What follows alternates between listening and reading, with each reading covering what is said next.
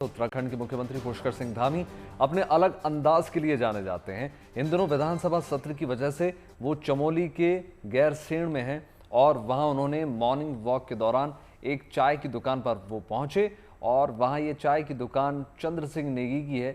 मुख्यमंत्री धामी ने दुकान पर पहुंचकर दुकानदार चंद्र सिंह नेगी से बातचीत की। बातचीत के दौरान मुख्यमंत्री ने अपने लिए खुद चाय बनाई। सरल अंदाज में मुख्यमंत्री की इस सादगी की सोशल मीडिया पर जमकर चर्चा हो रही है और ये वीडियो वायरल है।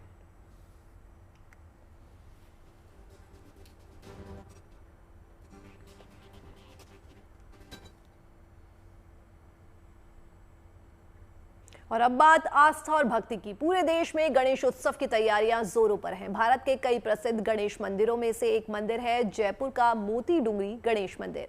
ये मंदिर जयपुर के एक छोटी सी पहाड़ी पर बना है और खूबसूरत महल से घिरा हुआ है। मोती डूंगरी मंदिर में गणेश चतुर्थी के मौके पर पूरे 8 दिन तक महोत्सव का आयोजन होता है, जिसकी शुरुआत बुधवार से हुई। वहीं मुंबई में गणेशोत्सव को लेकर रिकॉर्ड बीमा करवाया गया। शहर के सबसे धनी गणेश मंडल माने जाने वाले जीएसबी सेवा मंडल ने करीब 475 करोड़ रुपए का बीमा करवाया है।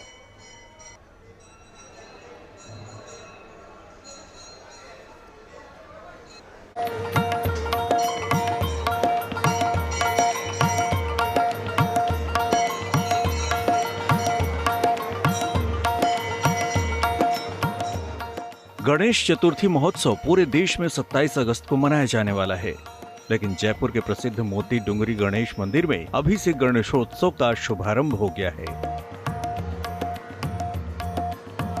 गणेश महोत्सव का आरंभ बुधवार को भगवान लंबोदर को 1.25 लाख मोदकों के अर्पण से हुआ।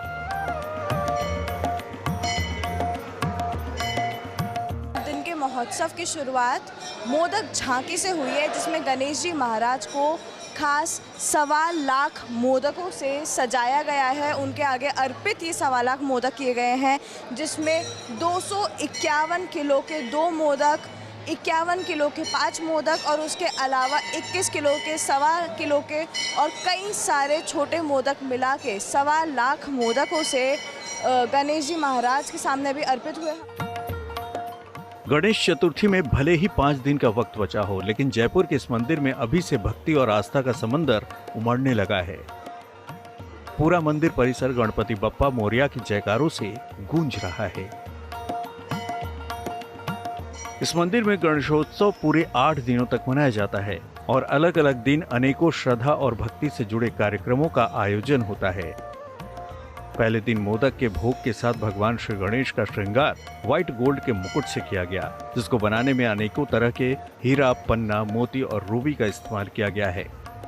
गणेश चतुर्थी के पूर्व संध्या पर पार्वती नंदन को चांदी के सिंहासन पर विराजमान कराकर सोने का मुकुट और नौलखा हार पहनाया जाएगा।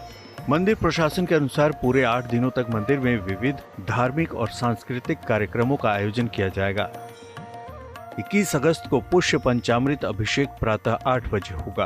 22 से 25 अगस्त तक प्रतिदिन शाम 7 बजे सांस्कृतिक संध्याओं का आयोजन होगा, जिसमें ध्रुपद गायन, कथक नृत्य, कथक तांडव और संगीत जैसी प्रस्तुतियां होंगी।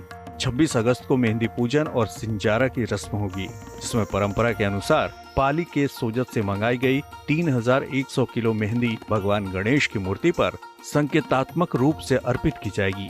27 अगस्त को भगवान गणेश के जन्मोत्सव दर्शन होंगे, जिसके लिए मंदिर को विशेष फूलों और रोशनी से सजाया जाएगा।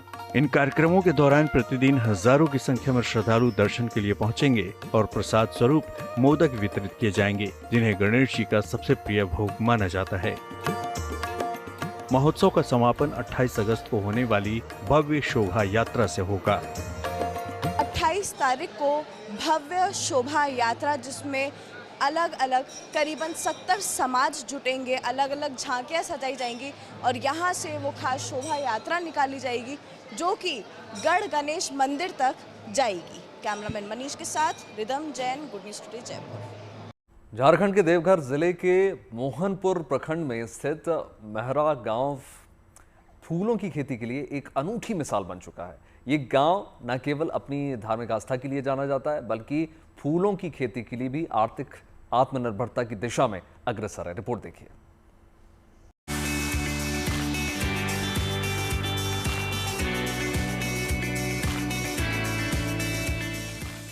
देवघर के मोहनपुर प्रखंड का ये छोटा सा गांव है मलहरा। मलहरा गांव किसी पहचान का मोहताज नहीं है, इसे लोग फूलों का गांव कहते हैं। वजह करीब 3000 की आबादी वाला ये गांव पूरी तरह से गेंदे की खेती पर निर्भर है। यहाँ के खेतों में दूर दूर तक सिर्फ गेंदे के फूल नजर आते हैं। गांव के हर घर में कोई न कोई किसान है और हर किसान की कमाई का जरिया सिर्फ और सिर्फ फूल है।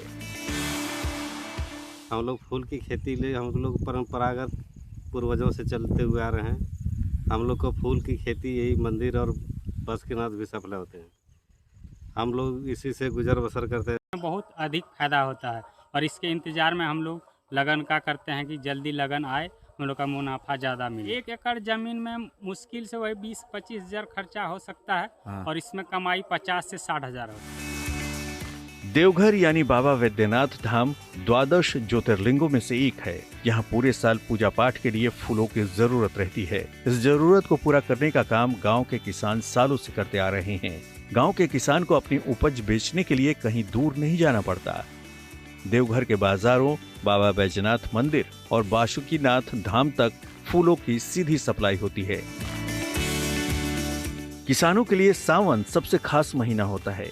इस दौरान देश विदेश से लाखों श्रद्धालु बाबा की नगरी पहुंचते हैं। मंदिरों में पूजा के लिए फूलों की डिमांड कई गुना बढ़ जाती है। ये महीना गांव के लिए कमाई का पीक सीजन होता है, जिससे पूरे साल की अर्थव्यवस्था को सहारा मिलता है।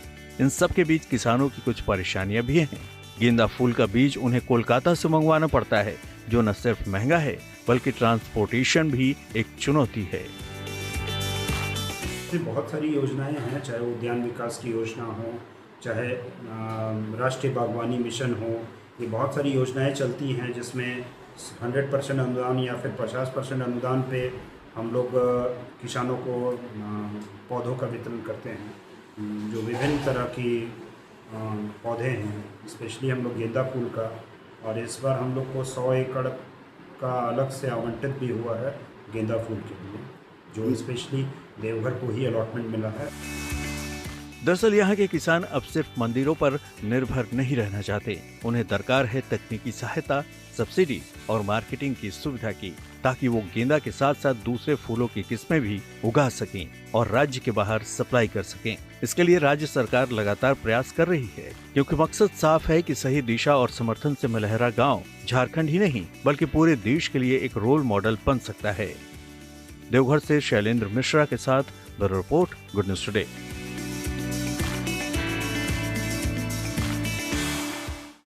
फूड सिक्योरिटी पर खूब माथापच्ची होती रही है। जरूरतमंदों तक पौष्टिक खाना आसानी के साथ, पर्याप्त मात्रा में और सुरक्षित तरीके से पहुंचे, इसको लेकर भी कवायदें होती रही हैं। बावजूद इसके सालों से लाखों करोड़ों रुपए का खाना बर्बाद होना पूरे देश की ही नहीं ग्लोबल समस्या है।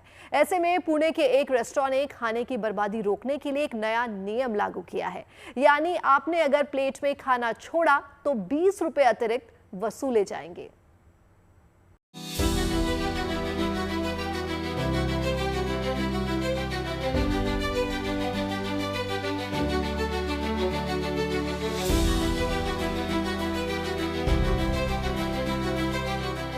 खाने की बर्बादी हमारी आदत बन गई है। घर में, होटल, रेस्टोरेंट या फिर शादी ब्याह जैसे फंक्शन पर ही क्यों ना हो, खाने की बर्बादी नजर आ ही जाती है। रेस्टोरेंट में भी खाने की बर्बादी कोई नई बात नहीं है, लेकिन पुणे से जो खबर आई है वो जरूर नहीं है। यहाँ एक रेस्टोरेंट ने खाना बर्बाद करने पर 20 रुपए का जुर्माना लगा दिया है। फिलहाल तो सोशल मीडिया पर खाने की बर्बादी का टॉपिक छाया हुआ है। पुणे के रेस्टोरेंट के इस नियम की तारीफ भी हो रही है और कुछ लोग उसे बेवजह का नियम बता रहे हैं। वैसे खाने की बर्बादी को लेकर चिंता कोई नई नहीं है। इससे पहले भी खाने की बर्बादी को रोकने की तमाम कोशिशें हुई हैं। दरअसल खाने की बर्बादी पूरी दुनिया की ही समस्या है। संयुक्त राष्ट्र की एक रिपोर्ट बताती है कि भारत में हर 1 साल में एक व्यक्ति 55 किलो खाना बर्बाद करता है। इस हिसाब से हम भारतीय पूरे साल में 92,000 करोड़ रुपए का खाना बर्बाद करते हैं। ऐसी तमाम संस्थाएं हैं जो खाने की बर्बादी को रोकने की मुहिम चला रही हैं। खाने का एक दाना भी कूड़े में ना जाए, ये हमारे संस्कार भी हैं और संस्कृति का हिस्सा भी। लेकिन नई लाइफस्टाइल में हम अन्न की कद्र करना शायद भूल गए हैं। संयुक्त राष्ट्र का 2021 में आया फूड वेस्ट इंडेक्स बताता है कि अन्न की कुल बर्बादी में घरों की हिस्सेदारी 60% है। मतलब सबसे ज्यादा खाना तो हमारे घरों में ही बर्बाद होता है, उसके बाद फूड सर्विस और रिटेल वालों का नंबर आता है। ऐसा नहीं है कि खाना बर्बाद करने में हम ही उस्ताद हैं। यूएन की रिपोर्ट बताती है कि चीन और मालदीव जैसे देशों में सबसे ज्यादा खाना बर्बाद होता है। खाने की बर्बादी के मामले में पाकिस्तान वाले भी कम नहीं हैं, लेकिन हमारा एक और पड़ोसी है भूटान, जो उन चुनिंदा देशों में शुमार है जहां खाने की बर्बादी न के बराबर है। खाने की बर्बादी कम हो, इसके लिए दुनिया के तमाम देशों ने अपनी ओर से पहल भी की है, जैसे कि दक्षिण कोरिया में कचरे के हिसाब से शुल्क लगाया, जिसकी वजह से हर दिन भोजन की बर्बादी 10% कम हो गई। जापान, डेनमार्क और फ्रांस ने तमाम तरह के नियम बनाकर खाने की बर्बादी को काफी हद तक कम किया है। Bureau report, good news today. और आइए बात करते हैं नटखट हाथी राजा की। केरल के वायनाड जिले में एक छोटा सा गांव है चिकाडी, जहां के सरकारी स्कूल के अंदर हाथी का एक नन्हा बच्चा घुस आया। नन्हे हाथी को देखकर स्कूली बच्चों में खुशी से वो झूम उठे और गांव का वो स्कूल चारों तरफ जंगल से घिरा हुआ है।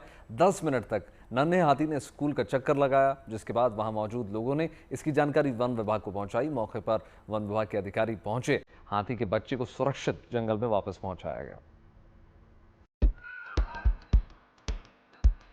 केरल के वायनाड जिले का एक छोटा सा गांव चेकाड़ी, जो चारों तरफ से घने जंगलों से घिरा है।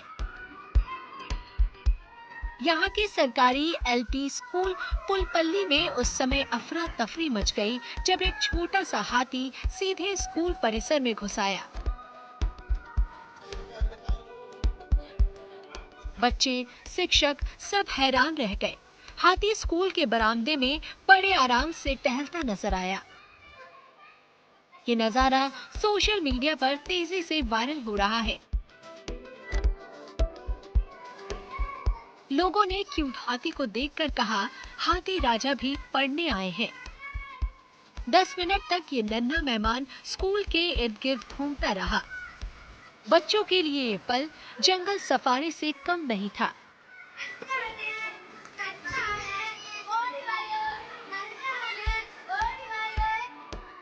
चूंकि चिकाड़ी गांव जंगलों से घिरा हुआ है, ऐसे में जंगली जानवरों का बाहर आना कोई नई बात नहीं, लेकिन स्कूल में आ जाना ये जरूर हैरान करने वाला पल था।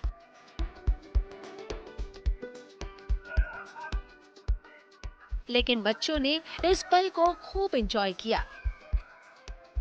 फौरन वन विभाग को सूचना दी गई। अधिकारी मौके पर पहुंचे और हाथी के बच्चे को सुरक्षित जंगल की ओर रवाना किया। कहते हैं कि बच्चे स्कूल सीखने जाते हैं, लेकिन इस दिन स्कूल ने भी कुछ सीखा कि जंगल हमारे आसपास है और हमें उनके साथ तालमेल बिठाना आना चाहिए। और शायद इस नन्हे हाथी को भी स्कूल की घंटी कुछ ज्यादा ही प्यारी लगी होगी। Bureau report, good news today. और चलिए आपकी मुलाकात मिस यूनिवर्स इंडिया बनी मनिका से करवाते हैं, जिन्होंने जयपुर में एक रंगारंग प्रोग्राम में ये खिताब अपने नाम किया। जब मिस यूनिवर्स इंडिया का ताज अपने नाम करने के बाद वे थाईलैंड में आयोजित होने वाले 74वें मिस यूनिवर्स प्रतियोगिता में भारत का प्रतिनिधित्व करती नजर आएंगी, जो इस साल के आखिरी में आयोजित होने वाले हैं। मनिका विश्वकर्मा पेशे से मॉडल हैं और राजस्थान के गंगानगर की रहने वाली हैं। मनिका इस समय दिल्ली यूनिवर्सिटी से पॉलिटिकल साइंस और इकोनॉमिक्स में फाइनल ईयर की स्टूडेंट है। पढ़ाई के साथ साथ उन्होंने पेजेंट्री की तैयारियों को जारी रखा और पिछले साल मिस यूनिवर्स राजस्थान का खिताब जीता। इस कामयाबी के बाद उनसे बात की हमारी संवाददाता रिदम जैन ने।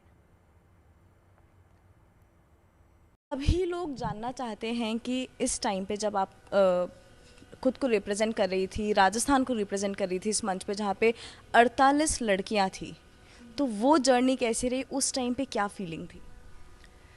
आई थिंक इतनी कमाल की फीलिंग थी बिकॉज फर्स्ट ऑफ ऑल तो मिस यूनिवर्स इंडिया राजस्थान में for the second time in a row हो रहा है and I was miss Rajasthan last year. तो मुझे ये कल्चर, हमारा ट्रेडिशन सबके साथ शेयर करने का एक बहुत ही अच्छा चांस मिला and this year again it was there. So this time I was not just participating and thankfully when I won I felt that I made Rajasthan proud. मुझे राजस्थान को गर्वित करने का चांस मिला and I feel so good about it. I can't tell you. आपकी सोच को और आपके सपनों को वो गंगानगर की मिट्टी और दिल्ली के माहौल ने कैसे एक आकार दिया? I think ये दोनों ही cities इतनी ज़्यादा अलग हैं when we look at them. Ganganagar becoming a very grounded space. It has always kept me grounded, humble, a simple background, simple look, simple culture. And on the other hand, when we look at Delhi, it's all energy. So जब मैं गंगानगर की values के साथ में दिल्ली आई, it was like I had the values, but Delhi gave me wings. उन्होंने मुझे वो पंख दिए which were required to make my dreams come true. And that is how I think two sides of the coin, as I said in my answer as well. I think Ganganagar and Delhi, these two cities, ये इतना close है मेरे दिल के because इन दोनों ने मुझे shape किया into who I am today. जब आपके सर पे ताज सजा, अब क्या प्लान है? क्या चेंज हुआ है या अभी भी अगर आपने कुछ सोचा हुआ फ्यूचर के लिए तो उसी को कंटिन्यू करेंगे? Well, जब मैं मिस यूनिवर्स के बारे में बात करती हूँ, इवन इन पर्सनल इंटरव्यू मुझे एक क्वेश्चन पूछा गया था कि is miss universe just a way या pageants just a way to Bollywood, कि क्या हम सिर्फ पैजेंट्स में बॉलीवुड की वजह से आते हैं? एंड आई सेड दिस कि नहीं, it's not just limited to that. It's about the character जो आप सारी ज़िंदगी अदा करते हैं. When we look at any of the Miss Universes, whether it is Sushmita Sen, whether it is Lara Dutta, they took a break from acting as well in the middle, although that is their profession. So I believe when I talk about my plans, right now, as of now, I want to make India proud on that global stage. But apart from that, I want to do everything जिससे मैं हर किसी को inspire कर पाऊँ and उनको एक चीज़ दिखा पाऊँ कि we are not just limited to a commercial aspect of it. There is also an emotional and advocacy aspect to it. And that is one thing that I want to show the world. So at 16, I just wanted to be a part of it. And that made me extremely sad that I couldn't be, that I was there in that city. I wanted to get out of there. But when the time came, when I came to Delhi, when I finally had power, मेरी ज़िंदगी बदली. And if I could say something, it would just be कि आप patience रखो, आप धैर्य रखो, life will change, have faith in yourself, and अपने plans पर विश्वास रखें. It will happen for you. जो भी हो, हर सिचुएशन में कॉन्फिडेंट कैसे रहना है, हर एक व्यक्ति आपकी लाइफ में कब कौन सा मैसेज दे जाए ध्यान से सुनना चाहिए, क्योंकि कहीं ना कहीं वो किसी की कही हुई एक बात आपके लिए वो मोटिवेशन साबित हो सकती है, जिससे आज जैसे मनिका विश्वकर्मा ने श्री गंगानगर, राजस्थान और पूरे देश का नाम रोशन किया है, वैसे ही कल को राजस्थान की और देश की कोई और बेटी किसी और प्लेटफॉर्म पे नाम रोशन करे. कैमरामैन मनोज के साथ rhythm Jain, good news today Jaipur. और चलिए आपको दिखाते हैं जर्मनी में बाइकर की कलाबाजियां, जिसको देखकर आपकी सांसें थम सकती हैं. फ्री स्टाइल मोटो क्रॉक्स राइडर ल्यूक एकमैन ने फिजिक्स के नियमों को फेल कर दिया और चलती हुई ट्रकों के ऊपर से गजब का स्टंट दिखाया, जिसे सुनामी बैकफ्लिप का नाम दिया गया है, जिसमें वो बाइक पर ही एक ट्रक से दूसरे ट्रक पर छलांगे मारते निकल गए. हालांकि इन तस्वीरों को देखकर आप ऐसा कमाल दोहराने की हिमाकत मत कीजिएगा, क्योंकि इस तरह के स्टंट तो काफी प्रैक्टिस के बाद ही किए जाते हैं. Oh my God! Yeah!